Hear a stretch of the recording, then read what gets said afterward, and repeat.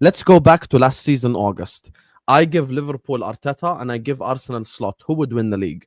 I told him I think Arsenal would have won the league because I imagine Arteta asking Salah to track back, playing him right wing back and shit. And I imagine our attacking patterns because our strength was our attack last season. And I just know for a fact we wouldn't have won the league 100%. Meanwhile, I know that if you get an offensive manager, Arsenal will actually cook going forward. And there's proof of this. My own manager, Slot is not an upgrade on Klopp on paper. 100% he's not. No one can sit here and deny it because some people will come tell you like, if we sack Arteta, who do we get, Hussam? Okay, good question. But here's the thing that I want to explain to you. Just because you sack someone doesn't mean that you have to go get a manager that who's on paper better than him and it could work. By the way, just so you know, you get Raiola, you might win the league, even with Raiola. Because Slot on paper is not better than Klopp, and he still won the league. Pellegrini on paper is not better than Mancini. Mancini at Inter did a 5-peat. 5-peat. They got Pellegrini, they won the league. You get me? Not every time an upgrade on paper means that you're going to win the league. Yeah. I think you need a manager that will unleash these players. And actually, it works because you're so good defensively. You're actually very good defensively. And this is something that even the Arteta outers will never deny. The defensive structure and shape is there. You're so good defensively that if you attacked, you actually have the weapons at the back to stop other teams from attacking. And there's always a straw man argument go like, Northside, what if we attacked Liverpool and we lost 3-0? Okay, what if you attacked us and won 3-0? Then what? Then what? And if I'm an Arsenal player right now, and I was saying this, and this is coming into sports psychology, and I know Northside know exactly what I'm talking about, and a lot of people in the chat will agree. If I'm Saliba, if I'm Gabriel on Sunday, we just lost to Liverpool 1-0, and I'm laying down on my bed. I look at my phone. Isak to Liverpool. Here we go. How do I feel in that second? Sometimes I ask myself genuinely, like as a player, how would I feel? Just sat there going like, we just lost to these guys 1-0. They're already Premier League champions. They just brought in Alexander Isak, who scored against Liverpool and City and Chelsea and Arsenal and all the big games. And I just sat there going like, shit, they just signed this guy after winning a league? Like, I think some of the Arsenal players might have like mentally checked out already. Bro, we went into the transfer window and Saliba was the talk of the town about is he going to go to Madrid or not. His contract renewal talk has been silent, bro. I don't think he wants to stay here. He's just been quiet. You know, players do the political thing. Listen, we're not going to kick up a fuss. We're going to make it seem that we love the club. We're happy. But you can confirm your happiness by signing a contract. I'm happy that he didn't. Gabriel, yeah, he's a loser. And if Saka signs a new contract as well, he's a loser. Why would you want to dedicate yourself to this club? 6 years, you don't win anything. You're seeing Spurs lift the Europa. You're seeing Newcastle lifting Carabao Cup. You're seeing flipping Crystal Palace lifting a cup as well. Come on, bro. It's a joke. We are not looking any better. And as a player, yeah, you talk about player psychology. A player knows when the team's got momentum and when they're playing well. We don't have momentum and we're not playing well. So what trust do they have in this manager? Every single time they look at this manager and it's knockout football, they're looking at this manager and we're getting kicked out the cup by 10-man Man United. We're getting kicked out of the Champions League by Bayern Munich. We're getting kicked out of the Champions League by PSG. After this manager said, we know all their qualities, we can match their qualities. They don't trust in this manager. When you look at Arteta every time it's knockout football, bro, long throw-ins against PSG, that was our response in the second leg. Come on, but that's embarrassing, bro. What kind of tactics is that? You've got the players there. Imagine what Eze thinks looking at Moreno starting over him in the 10. In the 10. Ethan, that's been putting up good performances from last season, holding bench. Dowman, holding bench. Holding bench to Martinelli. Come on, man. Like, honestly, man. And any player that re-signs a new contract, I'm sorry, you're a loser, man. Do you know what I'm saying? You're a loser. To stay at a club that's winning nothing, you're a loser. You're a loser. Why would you dedicate the rest of your career to a manager like this? Odegaard was injured and you bring him on in the 70th minute. This manager's on. He's on drugs. Man. The Saliba thing must have rattled you after the game when you found out that he knew he was injured. Well, he played Odegaard injured and he played Saliba injured. What are we doing? But he did this last season. Ben White injured, started the season playing rubbish. Start him, gets injured. Saka at the start of the season, as soon as the season started, pre-season, I was already saying, this guy looks injured. This guy don't look himself, gets injured. But we can see it. Hussam, I'm tired. The manager is poor in every aspect. The way The way he's dealing with Saka and Odegaard, he did this with Partey, pushing him on the pitch when he was injured. The substitutions are like for like substitutions. Yeah. And when he does make the right substitution, they're late. The team lineup, you tell me one team lineup that you've seen from Arsenal so far that's been correct. They've all been poor team lineups. You can't get the Leeds, lineup probably. properly. Even against Leeds, didn't he start with Martinelli, bro? He's still starting players that shouldn't be starting, bro. I can't lie to you. I'm just done with this. I'm done with this manager. Like everything is bad about Arteta. Everything. Player development. Players are going backwards. Every player that's had at least a year under him is looking worse. Every single one. Even the goalkeeper. Look at you see the goal, bro. He made that mistake, yeah. He made a mistake against you lot that he made against Tottenham in pre-season, and we conceded the goal 1-0 against Tottenham.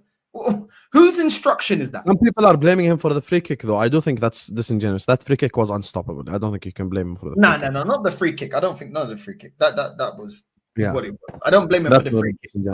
But then does he need to come out and say the Puma balls are not the same as the Nike balls? Here's the thing, though. You know that these players are a representation of what their managers are telling them. I think that's an indirect message from probably the own manager. And can you please just scroll up just a little bit? Put up Sam's comment because I'm going to disprove it. From 1129, he says, "Do you think footballers move like fans?" When I spoke about Saliba's psychology, right? Northside got what I got. You didn't, Sam. I'll give you an example from a different sport. I was watching Jeff Teague's podcast. Jeff Teague, the NBA player. I'm sure you've probably seen it on your Twitter, whatever. Like you've seen him speak before on a podcast, right? I was watching his podcast and he was speaking to Draymond Green, who was part of the Warriors with KD. And he was telling him on the podcast, we showed up to play the Warriors and we knew that we weren't going to win. As a matter of fact, I take it to an example from football. Thierry Henry used to say that a lot of the teams that they faced were beaten in the tunnel. So I know for a fact sports psychology is a thing. Put yourself in a Burnley player's shoes. To be the best, you got to beat the best. First of all, put the WWE in the bag. It's acting. WWE is acting. You're acting.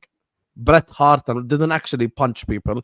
They're acting like they're punching people. So it's an act. Okay, so put that WWE quotes in the bag and actually focus on football. The problem is, you look at a Burnley player right now. Be the best. You got to beat the best. So you're telling me right now that the Burnley centre backs aren't shitting it at the prospect of facing Salah, Wirtz, Isak, Ekitike, Gakpo? Of course they're shitting it because it's part of sports psychology. Because everyone knows their limitations. So if I'm in Saliba's place right now, if I'm in Gabriel's place, Rice's place, etc., and I see Liverpool making all these moves, and I'm listening to the same exact instructions from, you get me, Mr. Mikel, I'm like, yo. I think some Arsenal players might be mentally checked out. And it will be proven in the next 4 or 5 games. How do the Arsenal players act? Your next game, by the way, not an easy game, going to be Forest. And Nuno Santos playing for his life. And he might be sacked even before the game. That way you get even new manager bounce. So that ain't going to be easy. That ain't going to be easy at all. It's not. So there's no easy game. And by the way, you want to know what's proof that there is no easy game? People mocked Liverpool for beating Bournemouth 4-2. Bournemouth then went to Spurs and beat them in their own backyard and dominated them. People need to understand something. The Premier League is the best it's ever been in terms of mid-table clubs. Best ever been. Best it's ever been. You see the scrap Man United 10 years ago, 100% they wouldn't finish 15th. They'd finish 8th, 9th, 10th because there would be a lot of teams that they could beat even when they're crap. Now, beating Bournemouth is a task. Beating Forest is a task. Beating Brentford, beating Brighton, beating all these teams. You've got to be at your A game to even beat a Brighton now. Like that, this shit ain't no joke, bro. When they say it's the toughest league in the world, I believe it. You have to be in your A game to beat the likes of Brighton. And it's not easy, bro. It's not easy. It's not easy. You could go to all these clubs in the Premier League and you'd find someone who'd start for your own club. Mbuemo. From Brentford to Man United. His teammate Wissa from Brentford to Newcastle, Champions League club. We ain't gonna sit up here and act like, you get me, the league ain't difficult as shit to win. No, I just, bro, I've just had enough, man. I've had enough because I get what you're saying that a lot of Arsenal fans are turning, but Hussam, when you're saying the same thing, year in, year out, bro, 6 years. The only saving grace here is what I said. I wanted Berta to go and get the right players. I was happy with Eze. I was happy with Zubamendi. I was happy with Gyökeres. And I said, listen, make sure you recruit the right players for when this guy gets fired this season. At least the team is ready for a proper manager to take over, add 2-3 additions, and go forward and go for a league or go for a major honor. That's the one thing I wanted. I'm not going to blame Berta for everything, because most of the mess he's cleaning up is from Edu. So I can't blame him for everything, you know. But at the same time, everything is there. And let's not forget, our academy saved this manager as well. Yeah. The fact that Saka's come through the academy, I know it wasn't under his watch that he came through, but he's got Saka. He's got Ethan, that is better than Trossard, Martinelli, Madueke. He's got Lewis Skelly, that's better than Calafiori, better than Zinchenko, players that he bought. He's got Ethan, that is better than Odegaard.